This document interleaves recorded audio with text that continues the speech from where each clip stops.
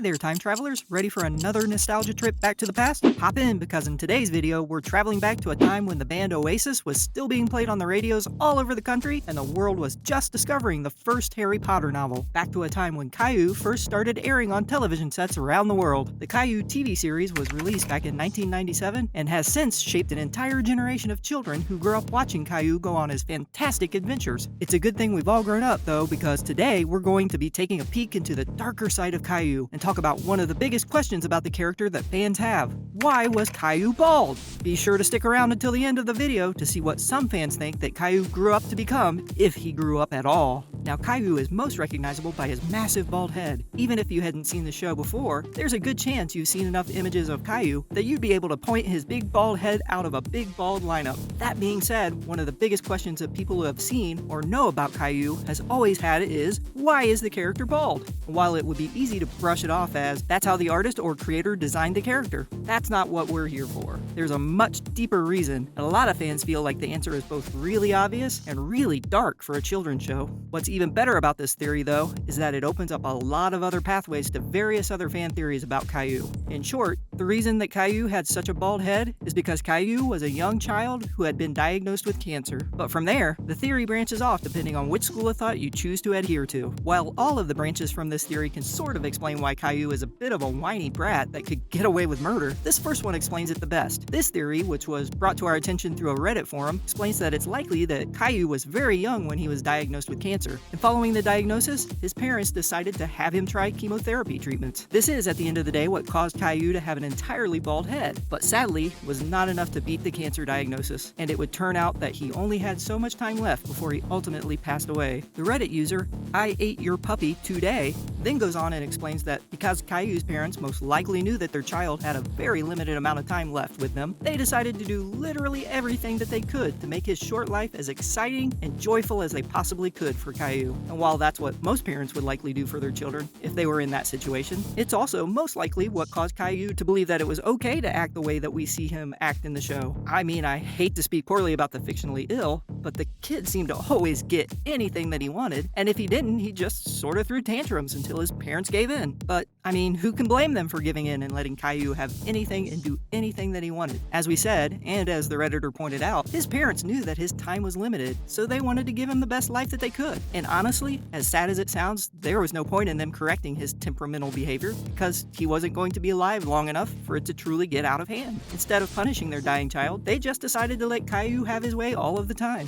This means that most of the adventures and experiences that we saw Caillou having throughout the TV series were all actually just us watching a child enjoy their last couple of months left alive, whether it be by going on an actual adventure or imagining vivid scenarios in his mind. On the other hand, you have a lot of fans who believe that every single one of his adventures was all in his head. This theory starts out very similar to the last one, only at a slightly different age. Instead of being a 4-year-old when he found out that he was dying from cancer, this theory sees Caillou as a toddler who's actually much younger than the Caillou that we saw in the show, and the scenes that we're watching are simply a young Caillou's fantasies about what his life would be like if given the opportunity to grow up. He's still bald in his fantasy because that's all that he ever knew, and likely expected to never have hair even if he beat his terminal diagnosis. And the reason that there is that white border around all of the events in the series isn't that the artist wanted the show to be reminiscent of a storybook, and instead, the show has that white border around it to show us that all of what we're seeing is simply the imagination of a toddler who is too young to actually do anything, yet old enough to understand that he is most likely dying. Once again, this theory explains that this is most likely why Caillou's parents appear to spoil him and allow him to get away with anything that he wants, even if he was acting bratty. This is because, in his real life,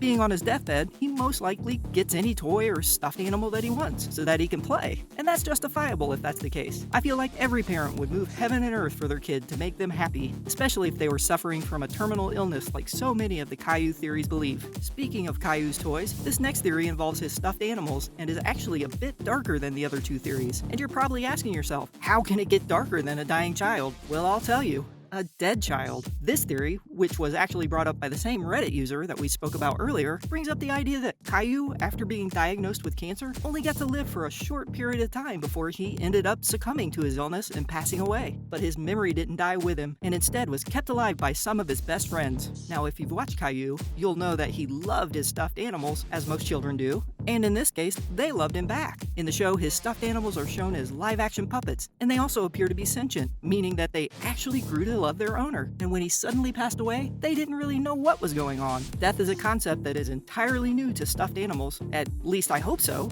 And because Caillou's mother was in mourning, she couldn't bring herself to pack up her son's room and empty it out. So instead, she leaves it exactly as it was, including the stuffed animals, who are slowly learning to deal with the death of their young owner. The theory claims that the stuffed animals miss Caillou dearly, and because they can't grasp the concept of death, all they can really understand was that he's gone and was never coming back. So what do? They spend the rest of their days imagining what sort of adventures Caillou might be on, and sometimes they even imagine him playing with them still. In their mind, Caillou is always going to stay the same age, which is why he's always a 4-year-old bald child throughout the entire series. The only difference is that their thoughts aren't portrayed in live action for the audience, and are instead shown to us in the form of a cartoon with a cloudy white border around it, which is what we are watching in the show. Their memories of him. In other words, his stuffed animals loved him so much and miss him so badly that all they could do was think about their lives as if Caillou had never left them. Another person who Caillou would have left behind if he passed away would have been his younger sister Rosie, who's shown to have orange hair in the series. Well, many people believe that this is because she was adopted by Caillou's parents after learning about their son's illness. This is an interesting concept because it would show that Caillou's parents wanted another child even if they were dealing with the loss of their current child, but they didn't want to risk having another kid with similar genetics to Caillou and end up in the same situation over again. This could also explain why quite a few people believe that Rosie is the narrator of the show. The narrator is someone that we never directly meet, but is someone who clearly knew Caillou. So what if Rosie grew up to become the narrator, who is now telling the story of the older brother that she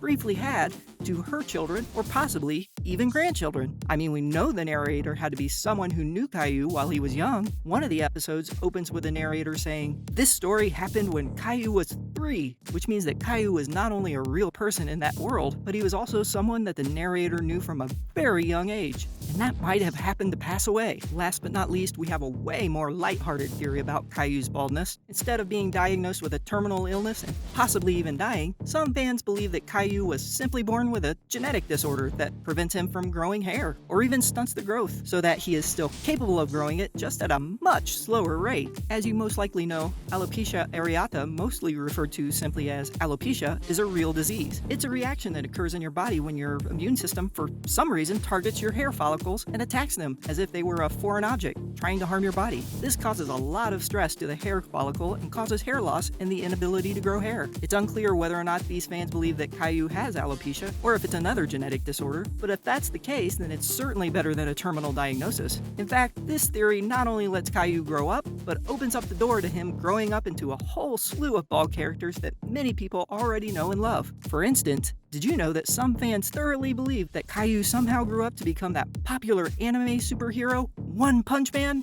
That's right, there's a whole school of thought that says Caillou moved to Japan as a businessman, only he failed at it horribly. However, Japan soon began being targeted by these monstrous supervillains, and one day Caillou ended up coming face to face with a crab mutant named Crablante, whom he defeated only to realize that his true purpose in life was to become the strongest superhero in the world that's capable of winning any battle with only a single punch. The theory goes even deeper to combine the Caillou One Punch Man universe with the popular anime My Hero Academia. It goes on to say that Caillou, or One Punch Man's superpower, was actually a quirk that got stolen from him by a villain who goes on to call himself All for One. All for One then took his younger brother and forced him to take the quirk as well. Only his younger brother went on to become a hero and passed the quirk down to only the most worthy of pupils, which ultimately included the great hero All Might and his star pupil and the main protagonist of the series, Izuku Midoriya, aka Deku. And though this is an insanely wild theory, as a fan of both One Punch Man and My Hero Academia, it gives me a good chuckle to think about this as true,